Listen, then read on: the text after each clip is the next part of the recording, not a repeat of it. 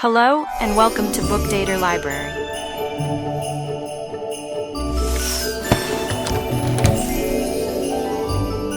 The Romance of a Christmas Card.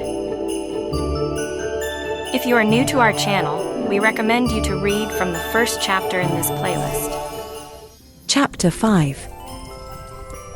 A good deal of water had run under Beulah Bridge since Letty Boynton had sat at her window on a December evening unconsciously furnishing copy and illustration for a Christmas card.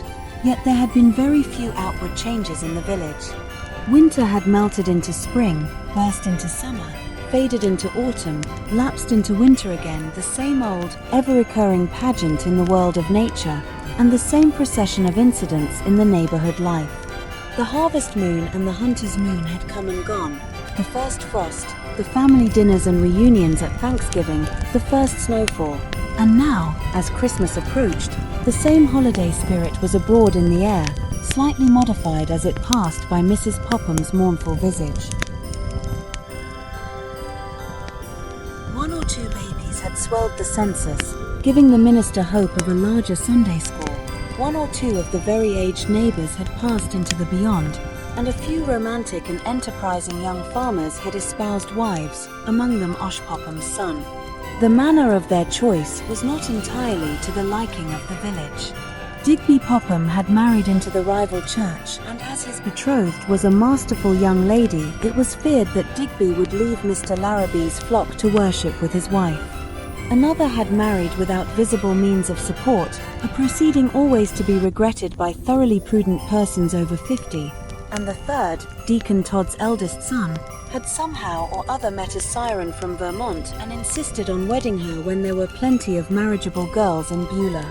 "I've no patience with such actions," grumbled Mrs. Popham. "Young folks are so full of notions nowadays that they look for change and excitement everywhere.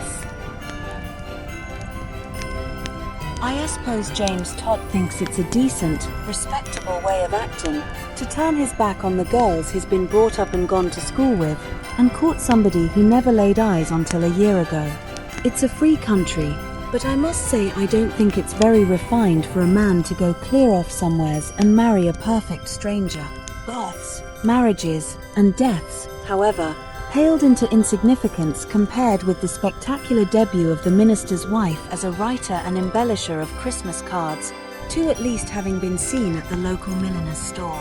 How many she had composed, and how many of them, said Mrs. Popham, might have been rejected, nobody knew, though there was much speculation, and more than one citizen remarked on the size of the daily package of mail matter handed out by the rural delivery man at the parsonage gate. No one but Mrs.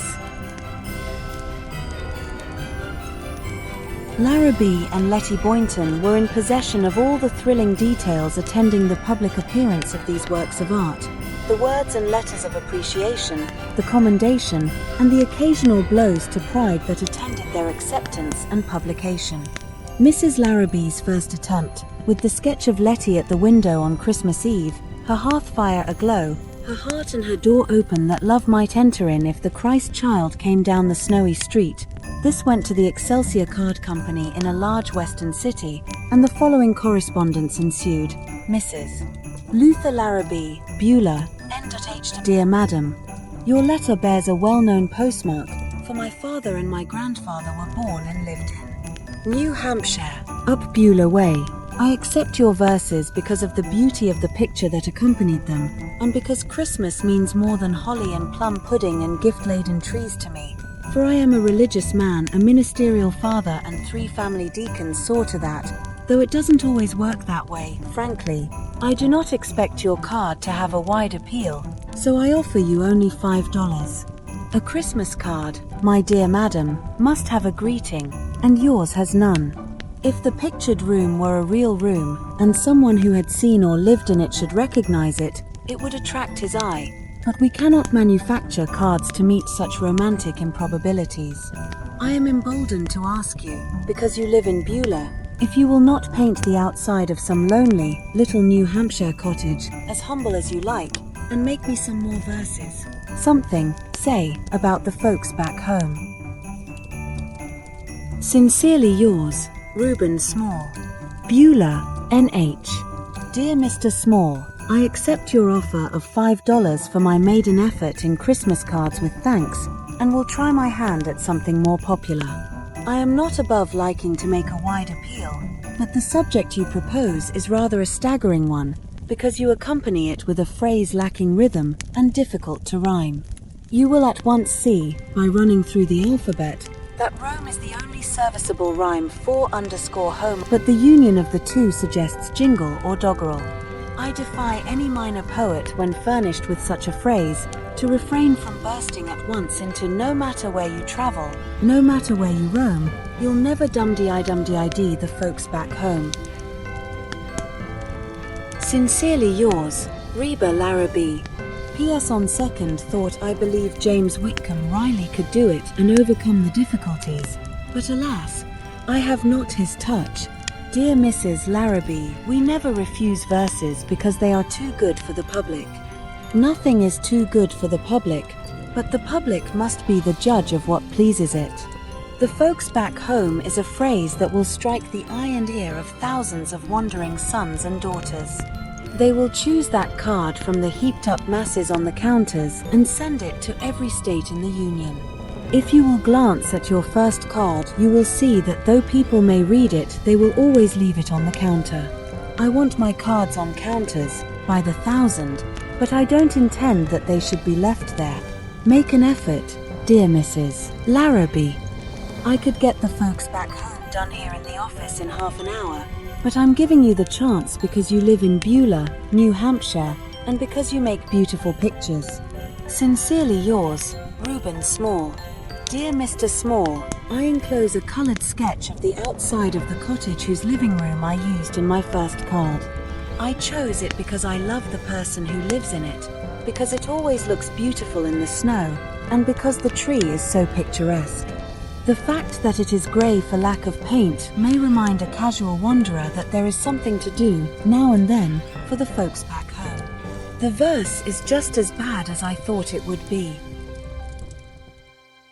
It seems incredible that anyone should buy it, but ours is a big country and there are many kinds of people living in it, so who knows? Why don't you accept my picture and then you write the card? I could not put my initials on this. They are unknown, to be sure, and I should want them to be, if you use it. Sincerely yours, Reba Larrabee. Now here's a Christmas greeting to the folks back home. It comes to you across the space. Dear folks back home, I've searched the wide world over, but no matter where I roam, no friends are like the old friends, no folks like those back home. Dear Mrs. Larrabee, I gave you $5 for the first picture and verses, which you, as a writer, regard more highly than I, who am merely a manufacturer. Please accept $20 for the folks back home, on which I hope to make up my loss on the first card. I insist on signing the despised verse with your initials. In case RL should later come to mean something, you will be glad that a few thousand people have seen it. Sincerely, Reuben Small. The Hessian soldier andirons, the portrait over the Boynton mantle, and even Letty Boynton's cape were identified on the first card, sooner or later. But it was obvious that Mrs. Larrabee had to have a picture for her verses and couldn't be supposed to make one up out of her head, though Osh Popham declared it had been done again and again in other parts of the world. Also, it was agreed that, as Letty's face was not distinguishable, nobody outside of Beulah could recognize her by her cape, and that anyhow it couldn't make much difference, for if anybody wanted to spend 15 cents on a card, he would certainly buy the one about the folks back home. The popularity of this was established by the fact that it was selling not only in Beulah and Greentown, but in Boston and in Racine, Wisconsin, and, it was rumored, even in Chicago. The village milliner in Beulah had disposed of 27 copies in 13 days, and the minister's wife was universally conceded to be the most celebrated person in the state of New Hampshire. Letty Boynton had an uncomfortable moment when she saw the first card, but common sense assured her that outside of a handful of neighbors no one would identify her home surroundings. Meantime, she was proud of Reba's financial and artistic triumph in the folks back home and generously glad that she had no share in it. Twice during the autumn David had broken his silence, but only to send her a postal from some western town, telling her that he should have no regular address for a time, that he was traveling for a publishing firm and felt ill-adapted to the business. He hoped that she and the children were well, for he himself was not, etc., etc. The twins had been photographed by Osh Popham, who was jack of all trades and master of many, and a sight of their dimpled charms, curly heads, and straight little bodies would have gladdened any father's heart, Letty thought. However, she scorned to win David back by any such specious means. If he didn't care to know whether his children were humpbacked, bow-legged, cross-eyed, club-footed, or feeble-minded, why should she enlighten him? This was her usual frame of mind, but in these last days of the year, how she longed to pop the bewitching photographs and Reba's Christmas cards into an envelope and send them to David. But where? No word at all for weeks and weeks, and then only a postal from St. Joseph, saying that he had given up his position on account of poor health. Nothing in all this to keep Christmas on, thought Letty, and she knitted and crocheted and sewed with extra ardor that the twin stockings might be filled with bright things of her own making. Thanks for tuning in to the Bookdator Library. If you enjoyed this audiobook, don't forget to give it a thumbs up and share it with fellow book lovers. And hit that subscribe button and ring the bell. Ho, ho, ho, ho!